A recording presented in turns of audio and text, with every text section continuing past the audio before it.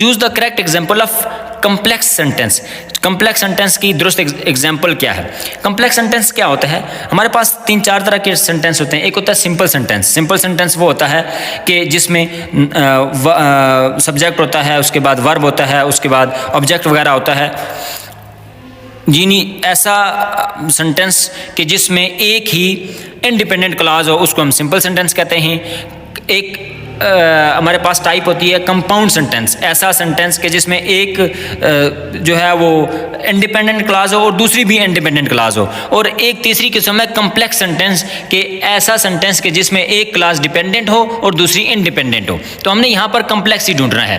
देख लेते हैं। शी वॉज हंग्री, वो भूखी थी, so she ate an apple, इसलिए उसने एक सेब खा लिया। अब हम देखते हैं कि शी वॉज हंग्री ये भी इंडिपेंडेंट क्लॉज है क्योंकि इसमें भी हमारे पास सब्जेक्ट मौजूद है, और शी एट एन एप्पल, उसने सेब खाया, इसमें भी ये भी इंडिपेंडेंट क्लॉज है क्योंकि इसमें भी हमारे पास शी के तौर पर सब्जेक्ट मौजूद है। ही लाइक्स फुटबॉल, वो फुटबॉल पसंद करता है, but his brother prefers basketball, लेकिन उसका भाई बास्केटबॉल को तरजीह देता है, वो खेलना पसंद करता है। ये भी दोनों इंडिपेंडेंट क्लॉजेज हैं।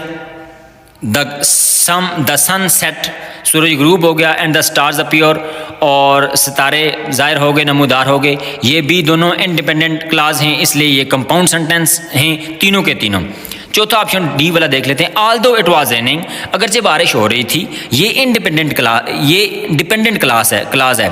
क्यों? क्योंकि इसमें सब्जेक्ट है ही नहीं। We went for a walk, हम वॉक करने के लिए चले गए, सैर करने के लिए चले गए, तो ये we went for a walk ये इंडिपेंडेंट क्लॉज है और पहली डिपेंडेंट है। तो ऐसा सेंटेंस के जिसमें एक डिपेंडेंट हो दूसरा इंडिपेंडेंट हो वो कम्प्लेक्स सेंटेंस कहलाता है। तो हमें कम्प्लेक्स सेंटेंस बताना था, जो कि ऑप्शन डी है।